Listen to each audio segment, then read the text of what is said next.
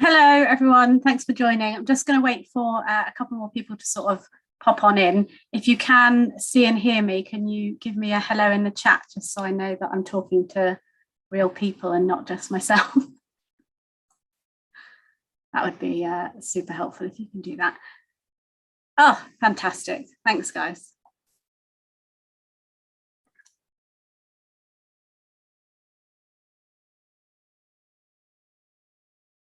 What's the weather like where everybody else is? I live on the south coast and the weather today is glorious. It's really nice outside. If you are responding to me and you're only responding to hosts and panelists, not everybody can see that. So we've got a couple of glorious weathers, but nobody else can see it. So that's nice to know that other people have got some nice weather as well.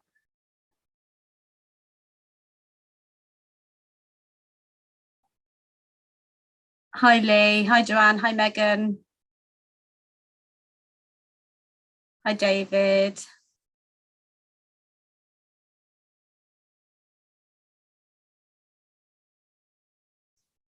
Sunny now.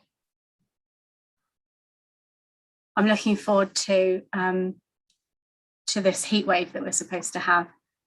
I know I'm going to get a lot of flack for that, but I really like it when it's hot. It makes my inside shine like the sunshine does. So if it's grey outside, I feel grey, and if it's sunny outside, I feel really happy and sunny. So hi, Josh from the Benjamin Foundation. Nice to see you.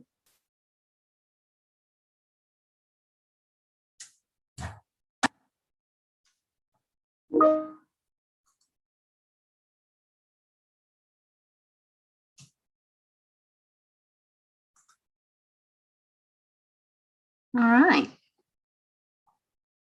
Still got people joining, so I'll wait until that kind of slows down a bit.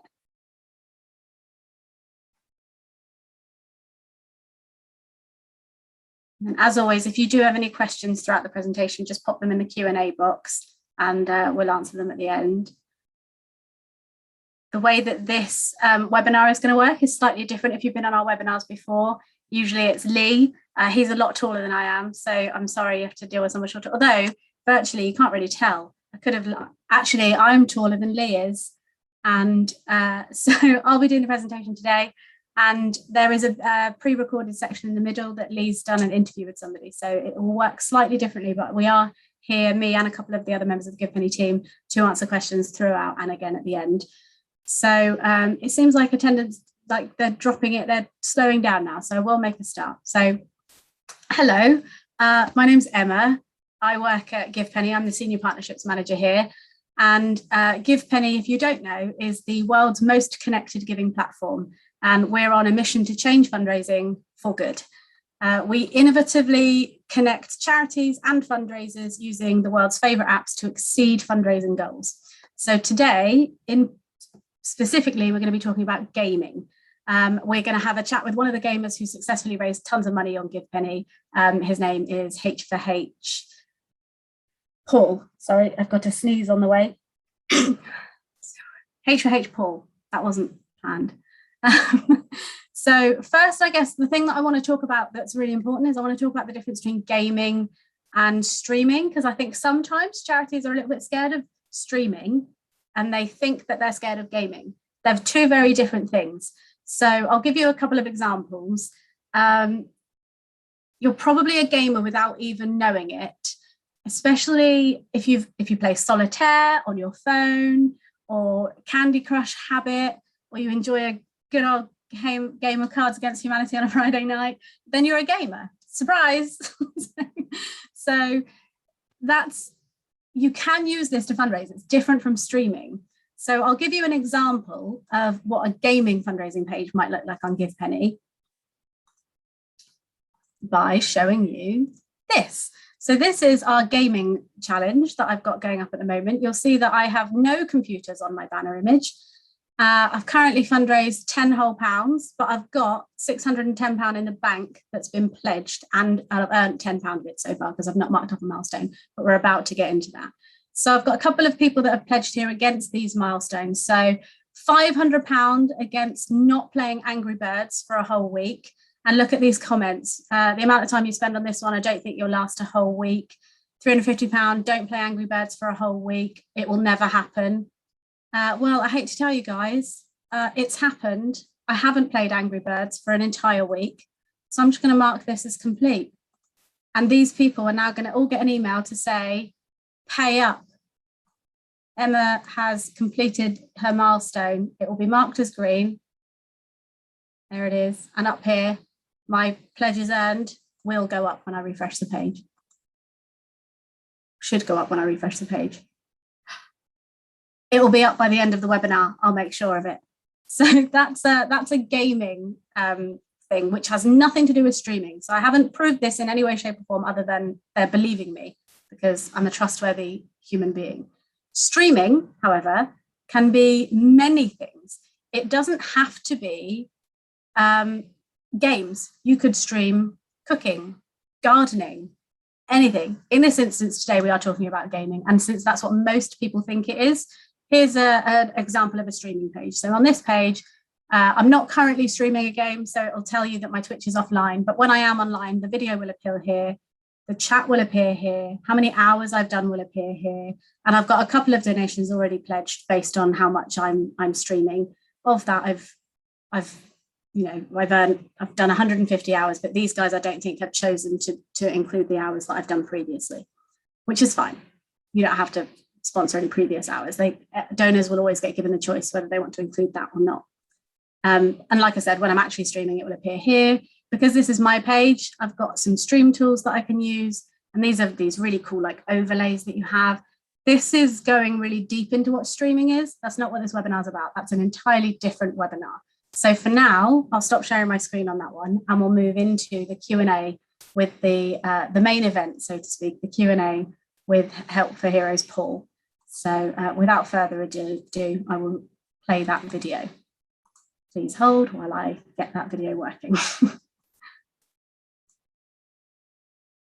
There is a bit of a delay at the beginning, so just bear with while the delay happens.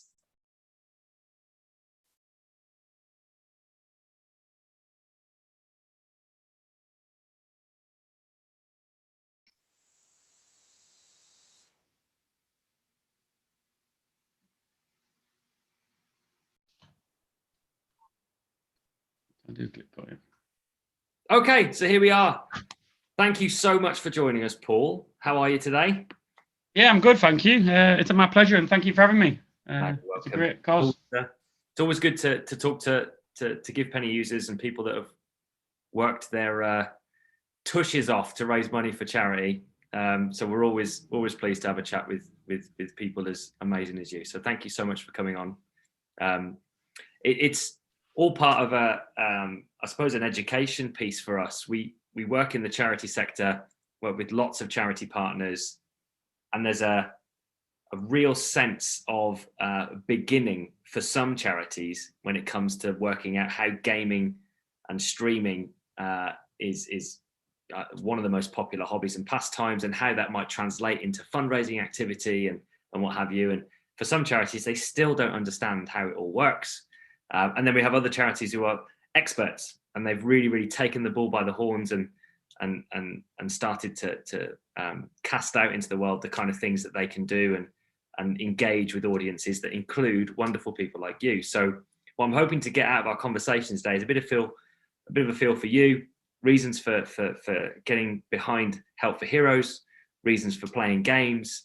And I think it will help to give people from the charity sector some context when it comes to them learning as much as they can about gaming for good in general.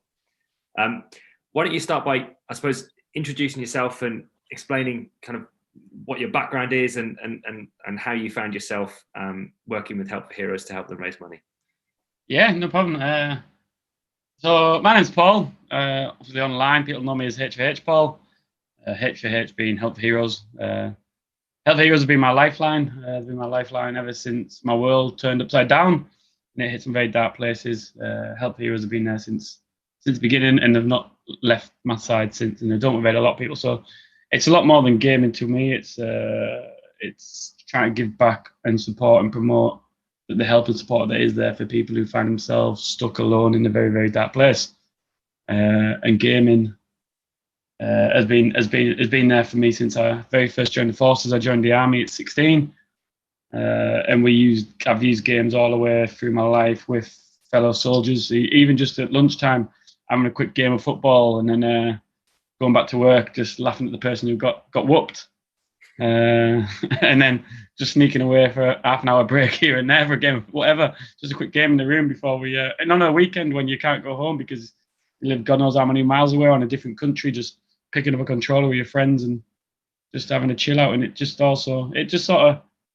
been always there in the background. I mean, even I remember when I deployed to Iraq, and it just as mad as it is, I was in Saddam's palace in Basra, and there was this little laptop, and it had Minesweeper on it and a pinball game on it.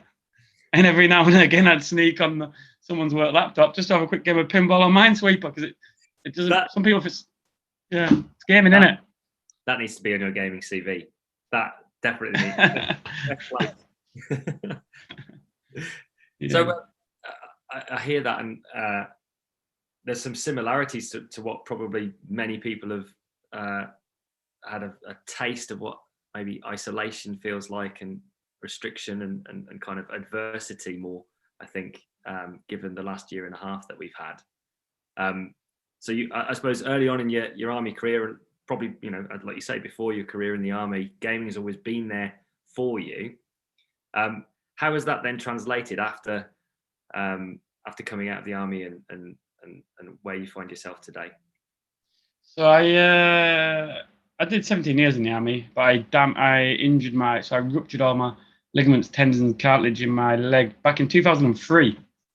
So I joined in 2001, 2003. I did a lot of damage in my leg, and then I did a full career on it: Iraq, Afghanistan, Northern Ireland. I was a physical trainer too, so I was doing 40 miles a day, carrying all the kit and stuff, and it just got to the point where it was that like most people just carry on, soldier on, and it's not just the soldiers; it's just general way of life. Yeah, I'll forget about that; it'll be all right, and then eventually it catches you up, and I got caught up on. So I ended up getting a load of surgery. 8 operations later, I was either a case of losing my leg or keeping my leg, and it was all going. There was lots of things going on there. It goes away from gaming, but every surgery and every operation I had, I was bedbound pretty much, or I couldn't walk because it was my leg, and it was for 6 months, sometimes a year. I mean, I spent nearly 2 years at Headley Court. I couldn't work in the military, so I was at home for pretty much 2 years on a bounce. And it was a case of, I've got to keep active, because if you don't keep active, then my mental mindset's going to be a downhill spiral pretty quickly, especially what I was going through. So I used gaming as an asset to keep my brain alive, if you like, and keep it focused, sharp, and switched on. Yeah. And I suppose with your rehabilitation and then ongoing support from Help for Heroes, what was that like to start with? How did you hear about what Help for Heroes were all about, and how did you come to interact with them at the very beginning? So at the very beginning, it actually started when I was, before I didn't even know what Help for Heroes really were all about, but me and my family were all military too. Once a year we did a fundraiser, a horse racing course and a big event, and we did it for Help for Heroes, and we did it once a year. But I didn't know much more about it then. I was raising money for Help for Heroes. But then when injury came along and I was at Headley Court, in and out of Headley Court while having surgery, Help for Heroes were there basically in what people would probably call a canteen or a restroom, or just where you chill out after your day or whatever you do, and you just get a coffee or whatever you want to do. And they were just in there and introduced themselves there very, very warmly, very quietly. So they weren't like in your face. They weren't trying to push anything at you. They were just there saying, "Do you know what? If you need it, we're here." Which was quite nice, because you were going through a lot. There's a lot of emotions and a lot going on. There's a lot of anger, a lot of things going through your mind at that point. So it was pitched perfectly. Not pitched. They just had it. They had what they were doing spot on, as in how they were introducing themselves. It wasn't in your face, but you also realised that support was there away from the military, which was spot on.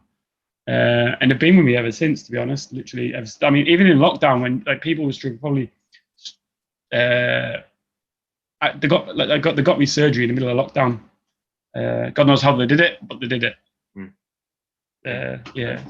Help for Heroes experience. There's a lot of obviously a lot of military ties with the people that actually work for Help for Heroes as well. And I think that the way that they approach things, in my experience of them coming in as one of the fundraising partners that works with them. I'm from a forces family as well. You can see that there is a consistency in what they do, and that it's all based on tested approaches.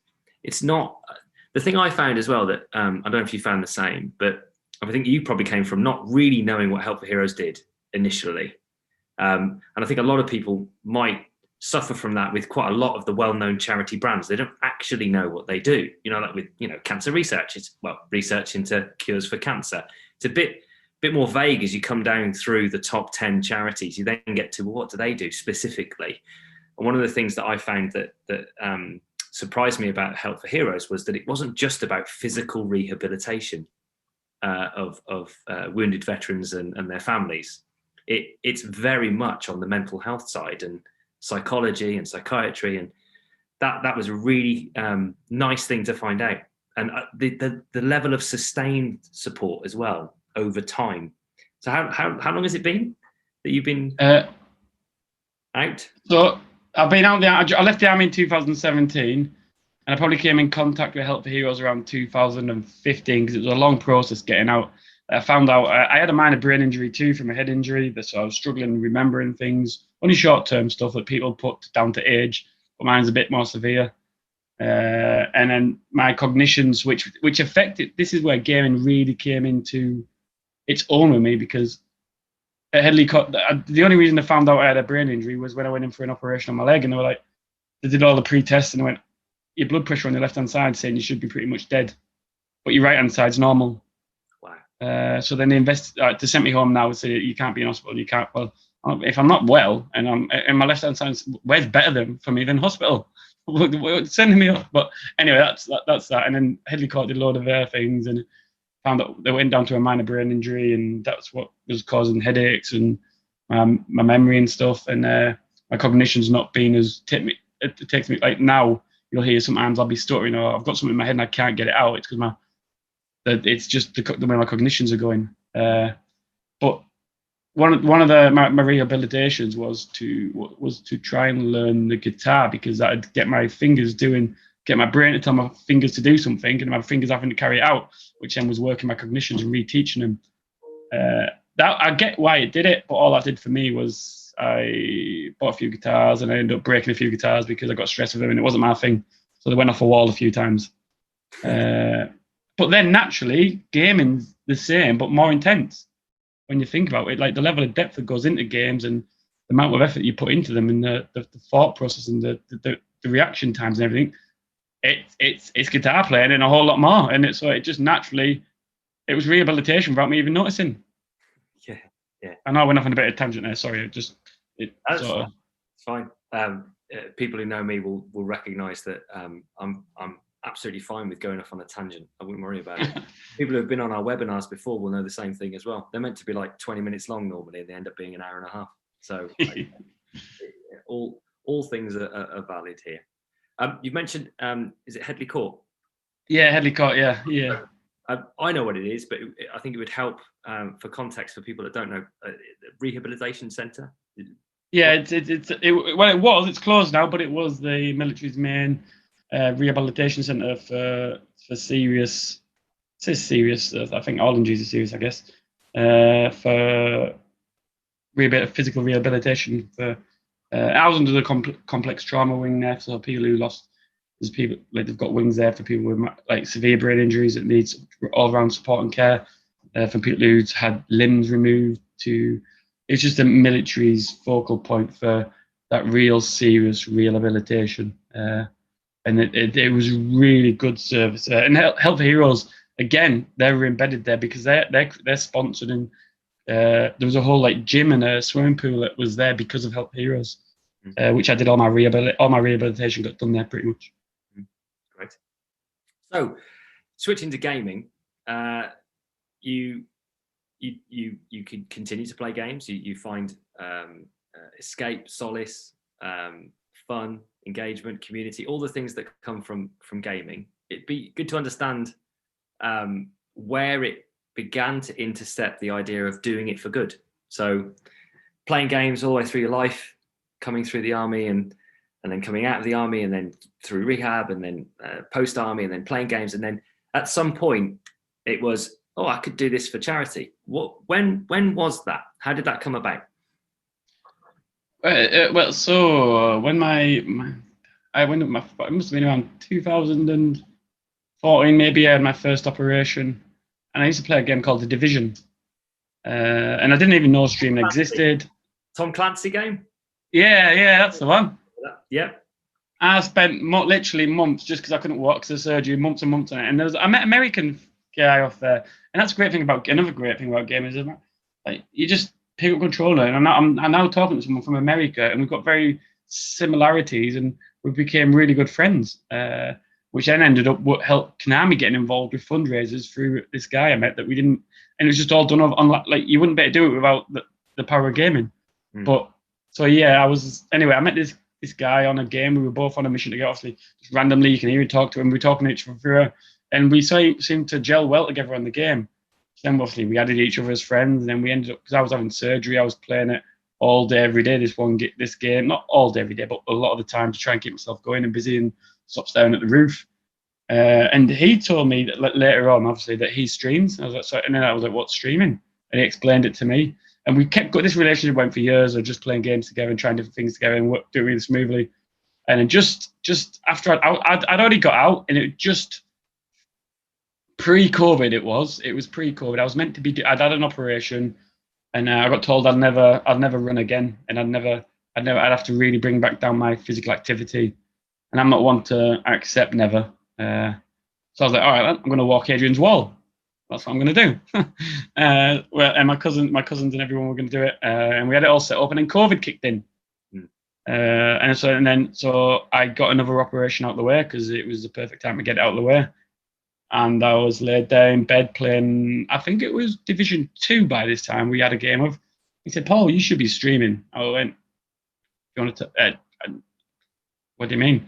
And he went more in detail about it, and he said, you've got what it takes to stream. I went, well, what do I need? He said, well, I'll get a capture card. So when I needed it, bought one, and I thought that's all I needed. This is how naive I was. This is a capture card. So I said, what do we do that? He goes, plug it into your PC. I haven't got a PC. So then I bought a PC, and then he goes, right, with that PC you need. So then he's telling me we're doing these things, I'm buying it. But obviously I didn't know what I was buying. So then I was buying things that probably were not to the standard required.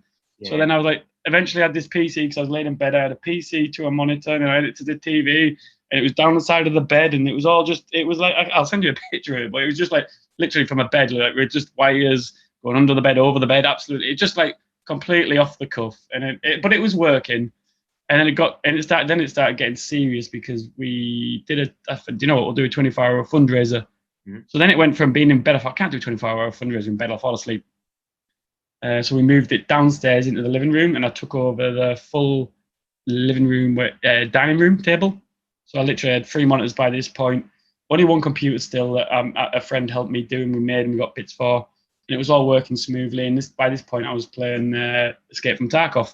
I was getting quite addicted to it, so it was all going well. Did a 24-hour fundraiser, and then it got to the point where it was just it was bringing in money, but it was doing a lot more than that. It was bringing awareness, but it was also bringing Help for Heroes beneficiaries together, because a lot of them use gaming for a place to go, and a place to escape, and a place to air and vent. So I put it out there to Help for Heroes and to the beneficiaries that let's start something called Help for Heroes Gaming, where we can just come together, we can raise an awareness. While raising awareness, we can bring people together and just bring people together, really. And so we did that, and then the next thing, it was like, well, I can't have it on the table forever. So then we ended up building an outhouse, which we're in now, all to carry this on and have this Twitch channel and this GivePenny page. And people would donate, like people on the events we do 36 hours I did on my 36th birthday straight, just to make a difference. And the money was coming in every month, because I said from the very beginning, I don't want a penny from it. I want it all to go to the charity. That's what it's about. It's about bringing people together, but trying to make a difference. It's about my way, trying to say thank you really for all the support. Because there's no other way. There's no way to say. You can say thank you and say it's words, isn't it? But I wanted to do more than words. I wanted to really show that I was really grateful for the life-saving support they've showed me. Because I probably wouldn't be. Well, I wouldn't be here without the support.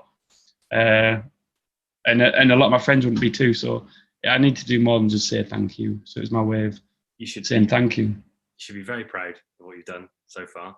To me, I'm just playing games, and like now it's in like this little mansion. Let's say a mansion. It's my gaming mansion. It's a gaming mansion, definitely. Yeah. You just need a pool now. You just need a pool. That's what.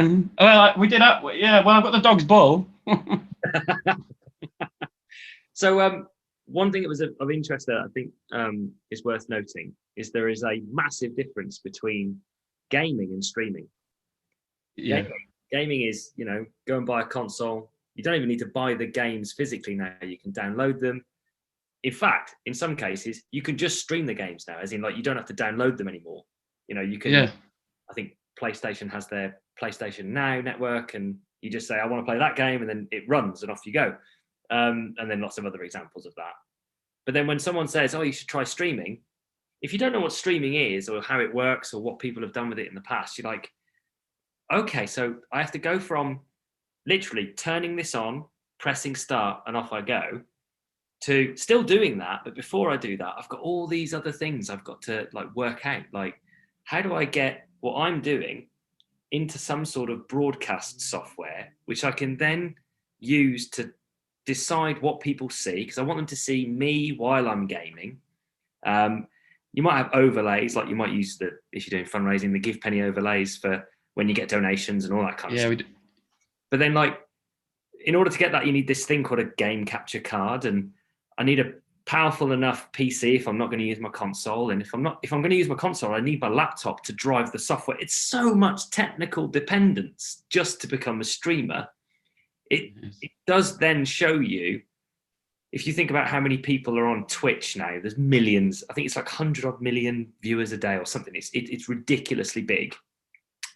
The amount of streamers on there is a really large number, but it's still only a small proportion of people who actually play games. I read the other day, it's 2.69 billion people played games last year. That is just insane, right? That's crazy. They think it'll be 3 billion people, and a slice of those people playing games then also stream. So yeah, there's a big difference, isn't there, between gaming and streamers? It's a whole new world. But I think it's a really good whole new. Well, I think it's a really good whole new world. And like you're saying, just like the exploration, like you said, the GivePenny overlays, like the donation stuff, and the things you can interact with, and the things you can get people to. And when you look at it from the other side, when you look back at it and you see like what it looks like and all the little interactions that people get involved with, and when people come back again and again and again, and they'll subscribe, and all the subscriptions I get go to the charity. But you see it and you're like, wow. And it's all done. When you look at it from this side, you're like, it's a desk and 2 computers. Well, the thing is, though, if you think about like, I quite often get, I meet a lot of charities, and quite often top of the agenda is gaming. How do we get into gaming? Because we don't understand it. I often start by saying, look, it's millions of people who are doing what Terry Wogan did, bless him, with children in need. They're delivering entertainment on a TV screen in return for donations. It's just become easier for everyone to deliver a BBC-like experience with the advent of things like Twitch and with all of the tech that they might use. I should say as well, one of the things that I should note about the gap between gamers and streamers is that with consoles in particular, there are easy ways that you can automatically stream to Twitch and what have you. It's getting easier that way. So there's less of a technical dependence. And I think it's because there's a recognition that people want to be able to stream and share what they're doing on their terms. And before you know it, it's going to be just as easy as turning it on, deciding to stream, and off you go. So when it comes to, I suppose, the mental health and positive mindset kind of stuff, like what has gaming and I suppose streaming in particular, what's it done for your mental health, and maybe the mental health of, or your experience of the mental health of others that have joined you on this journey so far? It's been very positive. So I did when I was really struggling, I did a coaching course again with Help Heroes to try and, not so I could coach other people, even though it lets you. I did it mainly so I could understand myself and understand mental health and understand why sometimes I felt the way I did. And when I started streaming, I started seeing how it worked for people. And what we started doing at the very first week, when I very first went live, I had a lot of Help Heroes beneficiaries and veterans and serving people who came on, and it gave them a platform to able to talk, share their experiences, say thank you, and they all got a real sense of achievement from it too. It's because it's not just once you put it out there, it's not just you anymore. It's like everybody who's involved, whether it's people watching it, and when you're blasting the national anthem, and everybody, and you've got God knows how many people watching it. I mean, I think the very first week I ever streamed, we ended up on Twitch's front page, and then it was like 900 odd viewers, and I was just like belting the national anthem because you can do what you want. But then everyone's just had a massive positive because you've got something to do, you've got to focus, and then the people, my friends, will come on, they'll say hello. If I've had a bad day, they'll come and say I've had a bad. And by the end of it, they've been watching a game or they've joined you in the game. We've had a chat. Sometimes we'll open a chat link on a Discord, which is just an app where they can jump in the chat, and even though they're not playing the game, they can chat away and we can talk away and we can just catch up. And it's just a very good way to catch up, and it just puts it's naturally in the right environment and used the right way. It's very positive, and it's been very positive for me because it's kept me with a goal. It's kept me with a focus and a sense of purpose, if you like. It's given me, especially when COVID was on and there was nothing really to feel that sense of purpose or self-worth. It was a case of, well, actually, streaming and GivePenny and Help Heroes provided that because it feels like you're doing something good. Yeah, it's more than just gaming. It's more than gaming. It's making a difference. Gaming for good. Yeah. And I think when it comes to looking at how people have made the connection between playing games and doing it to raise awareness of issues and raise money for good causes, there's quite often a misconception that the gaming place, the streaming place, is a dark corner of the internet. And I think largely that might come down to a generational feeling about gaming, which is a bit weird because, I mean, I know I only look about 21, but yeah, what are you laughing at? I know I only look 21, but I grew up with, the advent of consoles. I had Amstrad as a kid. I've grown up. I've got kids and a dog and all that kind of stuff. And like, my attitude towards gaming is that it really helped me when I was a kid. It gave me something to focus on and try and beat, and it helps hand-eye coordination and stuff like that. And you look back on it and you go, of course it did. Engineer's mind. I can see myself already thinking that's how my brain ended up working as an adult, like thinking if this, then that. But there's still a very large portion of people who just don't understand, don't get it. And they will start conversations with us as a fundraising platform about how they might get into gaming as a fundraising exercise. And they start with, I don't understand it, I don't get it. And it's not a dark corner of the internet. It's probably one of the lightest areas of the internet. If you compare it to things like Facebook and Twitter, which I consider to be vacuous, ridiculously stupid places to try and communicate with anybody on any level, it's a much richer experience because there's a person there, and whilst it's not perfect like any place on the internet, it's definitely a good place to be in the main. So there is a natural connection between, playing games, streaming, and raising awareness and donating money. So yeah, I'd love to talk about how gaming helps you focus. So how does it help you when you're not gaming, when you're not streaming? What kind of benefits do you think have come from having gaming in your life? It's a tough one. It plays a very big part because it gives it's it's got a wind down factor. So if you've had a stressful day, so I've always been up to something, whether it's powerlifting. I used to do, I still do powerlifting. So I won gold in the Invictus Sheffield Trials for COVID and everything. To powerboat racing. I'm always doing something energetic because my brain needs to be. I need to feel like I'm living, because if I'm not living, what am I doing? Powerboat racing. We're not getting past that. Powerboat racing. Yeah, but it's all heavy. I like to do something where I feel like purpose, where I'm doing something and where I feel alive, sort of thing. And whether you've had a really rough week mentally, or whether you've had a crazy week on the water, or whether you've you've just won gold lifting over twice your body weight, or whatever you've been achieving, whatever you've been up, or you've really just been at work all day, it gives you that wind down factor. So you can just put everything away. You can pick it all back up tomorrow. You can pick it up when you want to pick it back up, but it lets you turn off. Not many things like people say, I watch TV, I turn off for that, or I'll put an audiobook and I'll turn off for that. But it's very easy to sit and listen to an audiobook, and then the audiobook becomes in the background because you're focusing on what's in it. You can't help but you can't turn, as much as you're trying to turn things off. Sometimes if you're watching TV, you end up just staring at the screen because your brain's still ticking.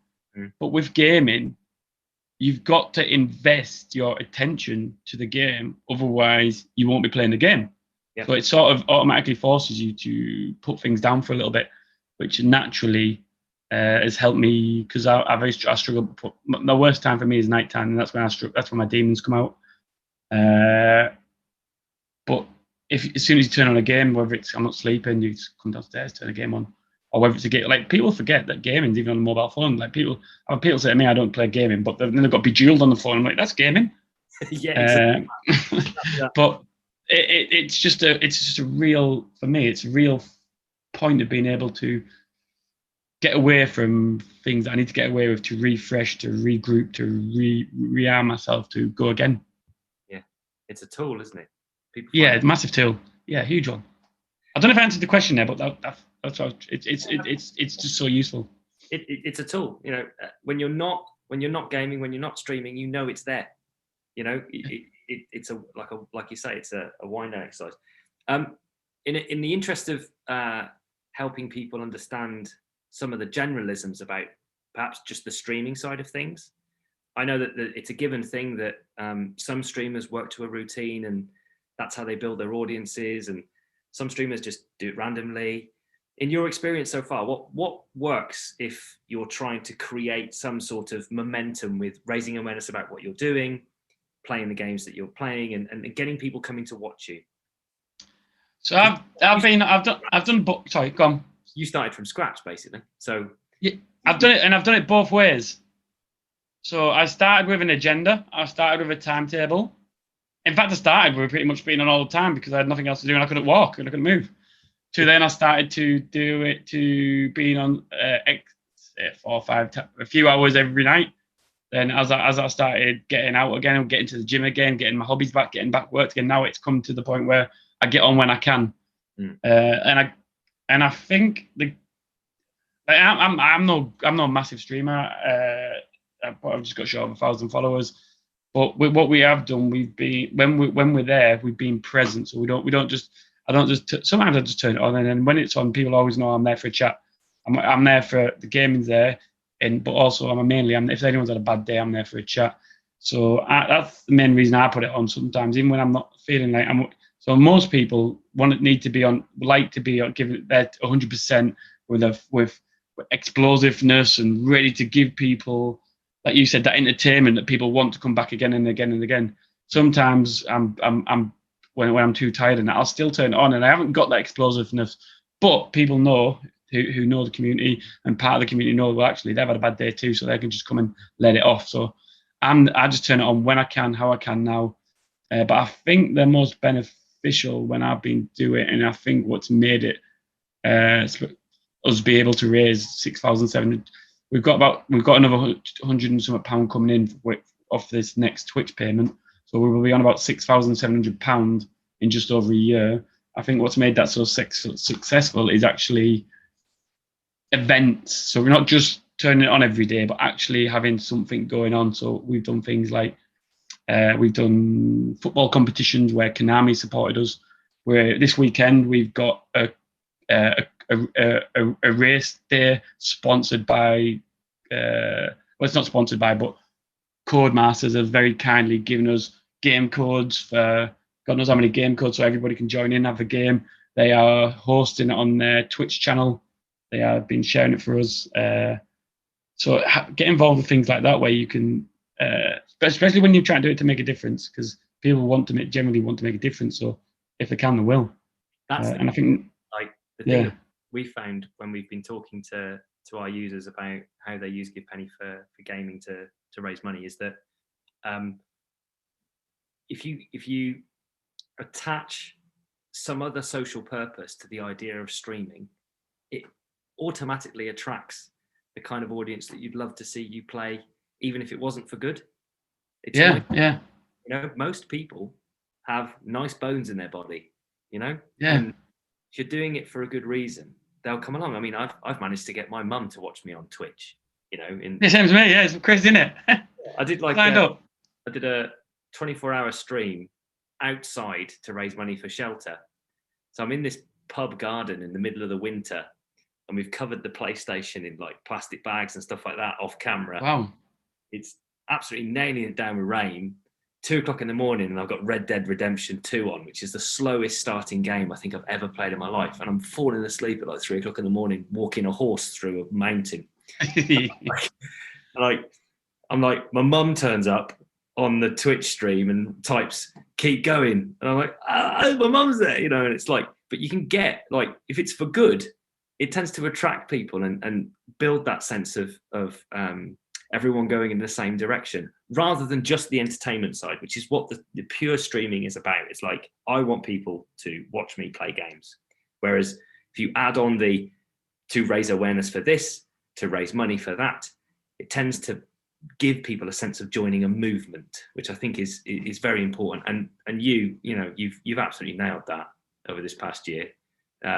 So yeah, you get thank yous a lot, but you're getting another thank you for being. I think it's been a group effort. I mean, the British Army's esports team, the RF esports team, the Navy esports team, like you said, because it's naturally people like gaming anyway, but because it's got a purpose behind it, and a reason behind it, everybody's happy to be a part of it and proud to be a part of it too. So it naturally comes on itself. So I actually haven't done anything, to be fair. Everyone just wants to do their bit. And when even Gaz from Geordie Shore, he turned up on one of the streams and he brought all his viewers across, and he's like, "Our game," and I'm doing it for charity, so he's my viewers, and he's a load of and it just that's what it just everybody wants to.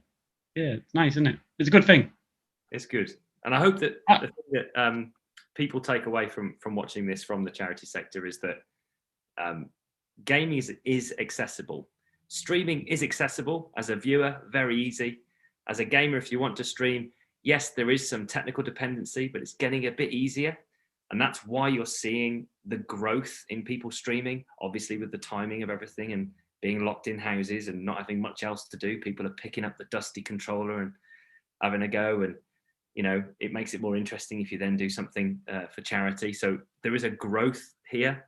And I think, you know, in terms of finishing off, it would be good to hear how people might want to come and watch you play and what have you. How can they find you on the old interwebs?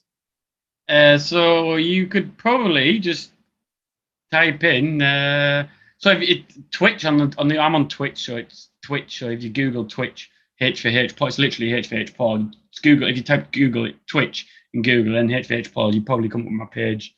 H4H Paul, like it's on Twitter, I'm on Facebook, I'm on Instagram, but you probably just Google it H4H Paul. But even better, on the GivePenny webpage, this is why GivePenny is so brilliant, is actually you can go to the charity donation link on the GivePenny page, and it's got I love the way it's done, where you get your positioning and how you're doing on the board. But when you go to the page, actually, you don't even need to have access to Twitch, because you go to the web page on the fundraising page, and your stream is there, and people can chat directly from that as well. So it's pretty cool.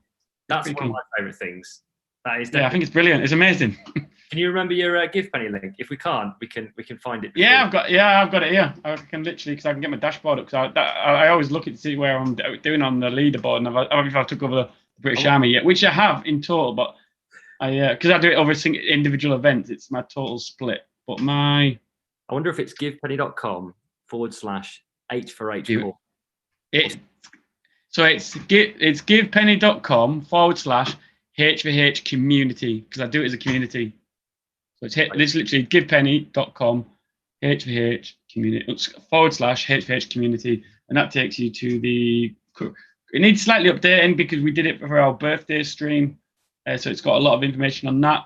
And I'll update it for the next. I tend to update it when I do individual events like a 25 fundraisers and stuff like that. But this individual event's sat at £4,069 so far. Nice one. And when's your next event? When's your next stream? So we've got this has been run by so we've got the Health Heroes gamers that came off the back of this. So our Health Heroes F1 he put together a weekend with Codemasters and Health Heroes, which we're doing tomorrow.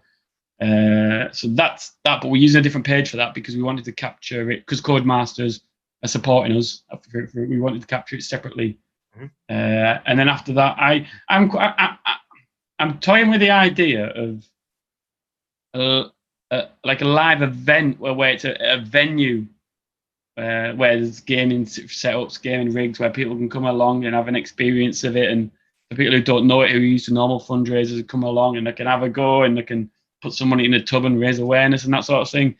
There's no plan behind it. I've told Health Heroes about it, but there's no plan behind it. There's nothing on paper yet. It's just a thought. That's a great idea. That speaks to the difference between streaming and gaming. There's a lot more people who play games that would value that, and especially like the target audience being out again and seeing it in real life and getting a go on it. The timing's great for that. All returning to some sort of normal, which is nice to see. Paul, it's been a pleasure to talk to you today. Pleasure's all mine. I'll be tuning in to your streams, and might have to come and play COD. Haven't played it for a long time. I'll give you a game on COD. I haven't either. I'm no good. The other thing is, the last thing I'd end on probably, you don't need to be an expert at gaming. You'll see I'm a master of no games and I'm rubbish at them all. But it's just for the fun and being together and being around people. So I'm up for playing COD.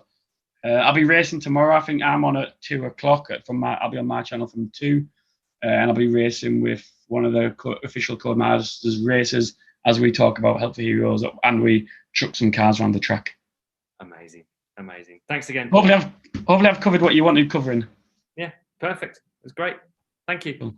No, thank you, mate.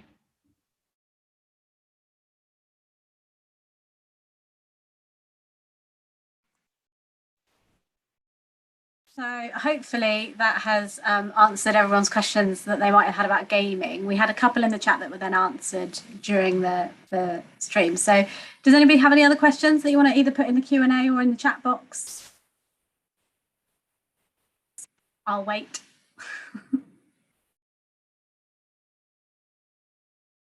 No? Okay, well, if nobody's got any questions, then we can do that awkward dance where we see who's the last one in the webinar. And I like that game, so I'm going to wait for people to leave and I'll do the awkward wave while you do it. They're going. Who's going to be the last one? Oh, bye, everyone. Thanks for coming.